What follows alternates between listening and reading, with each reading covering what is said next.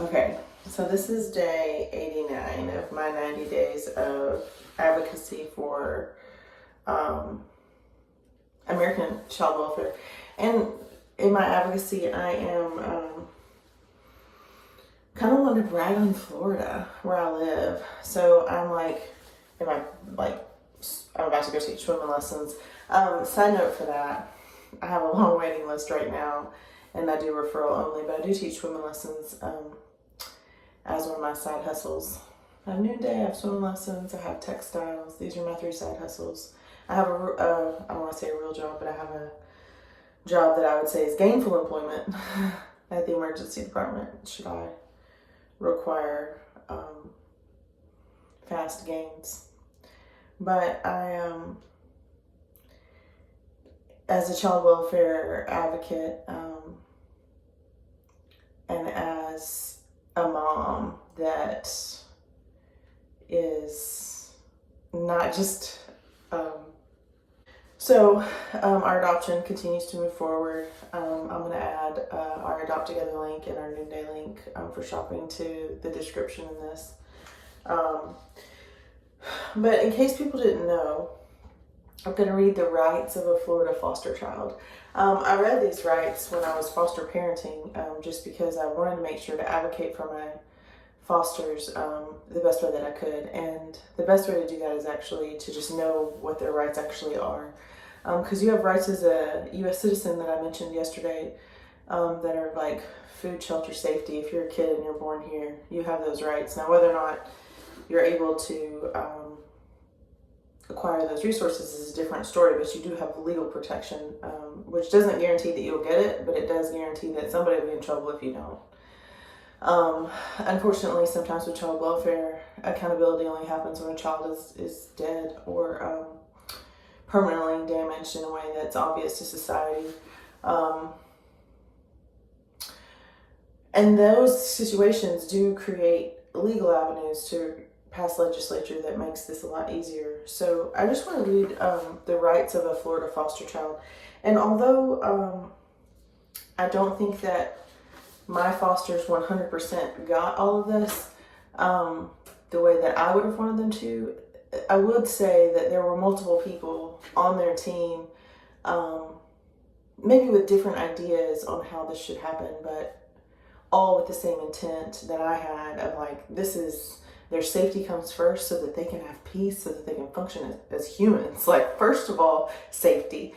And so as foster parents, you do get to participate in the team effort. You're not in charge, but that's fair.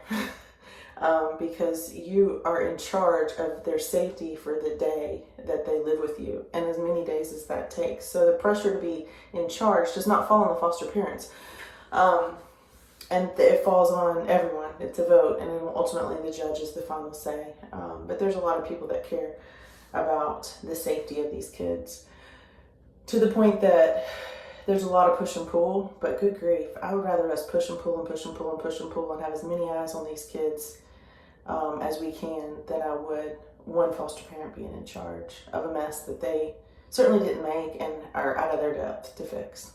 But I do think that the voice of the child is underheard, and most of the time those child's voices, if they're comfortable with a foster parent, or if they're comfortable with their siblings, their foster siblings, like the children that are already in the home, they will share things about their life that they won't share with anyone else, but they're no less true.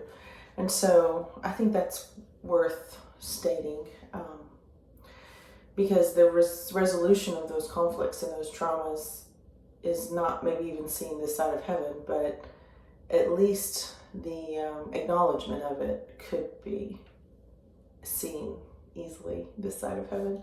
But I want to read this because this is something that I think that we do well in the United States. The legal rights are there, and the more people that know what's legally present, the better off we all are, because the things that we get frustrated about, there may be a law to already support it.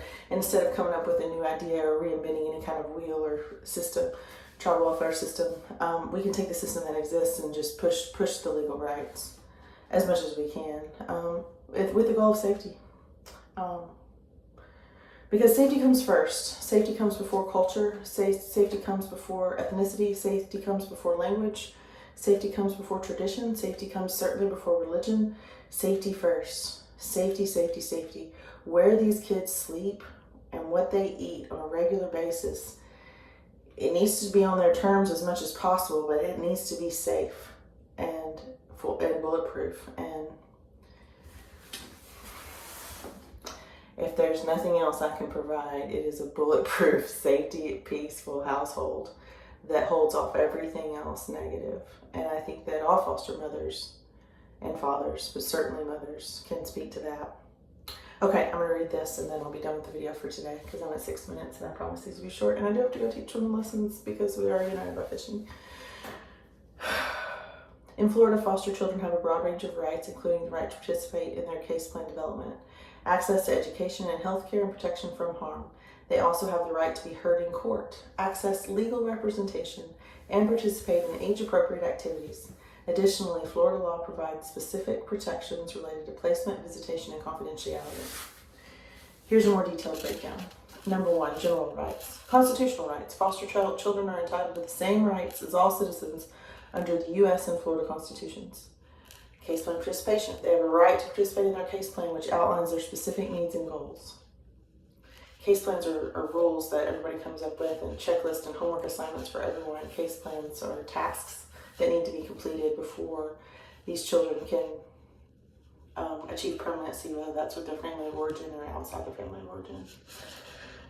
Education. They have a right to appropriate education and have all of their educational needs addressed, specifically like if they need speech therapy or if they need psychoeducational assessment, or if they need therapy in school, out of school, whatever they need. The education part is a right of all children, but if you're in foster care, then certainly every resource is turned on for you. And I've seen that, and I exercised it. So health, they have the right to receive necessary medical, emotional, psychological, and psychiatric evaluations and treatment. Placement, they have the right to be placed in a safe and stable environment with appropriate considerations for their individual needs and history.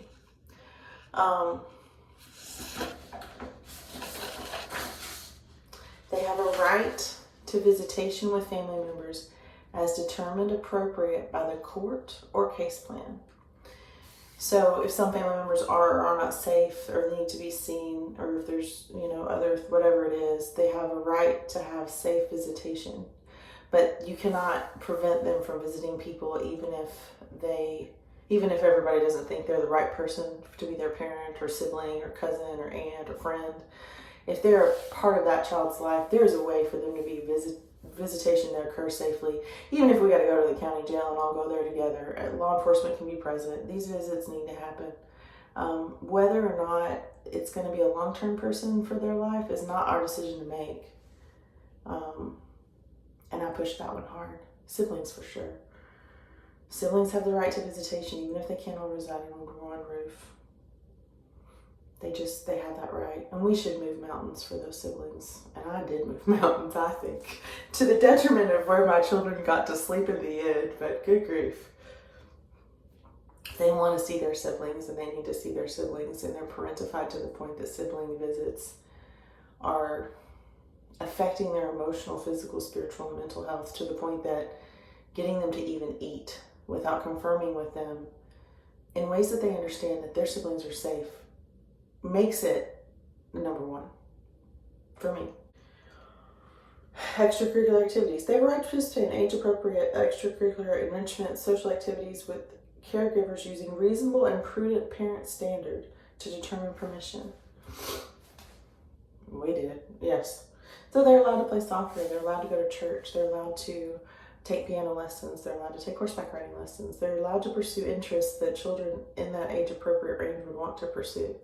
And for me, if you've not had a safe place to do that, we're going to just look at all of it. We can go to, every weekend, we can go to a different theme park or different museum or whatever until we figure out what your thing is.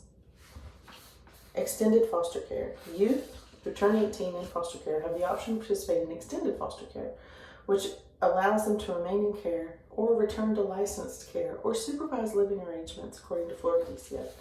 So if you are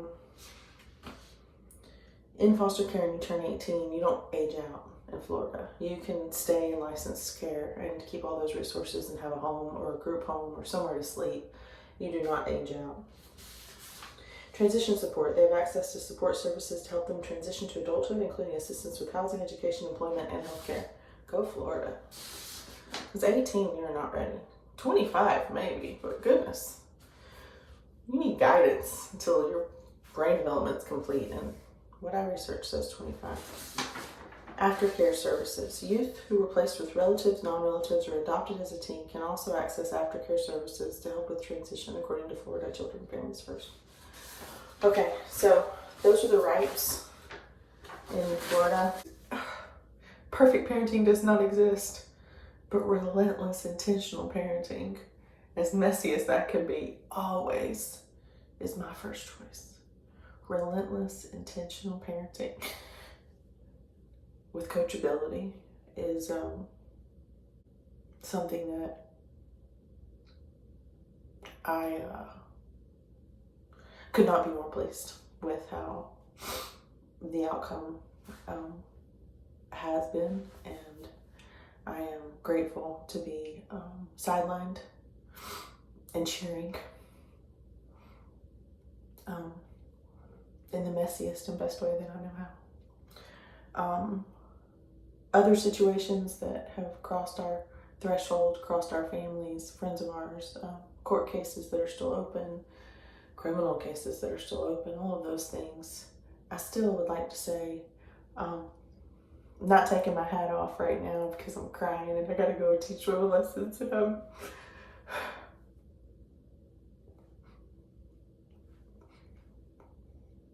but Florida is doing a good job. Not gonna tap my hat to you physically, but metaphorically, for sure. Florida's on the right track. I'm gonna have to edit this one for sure. So a little emotional at the end, but this is day 89, and I am grateful to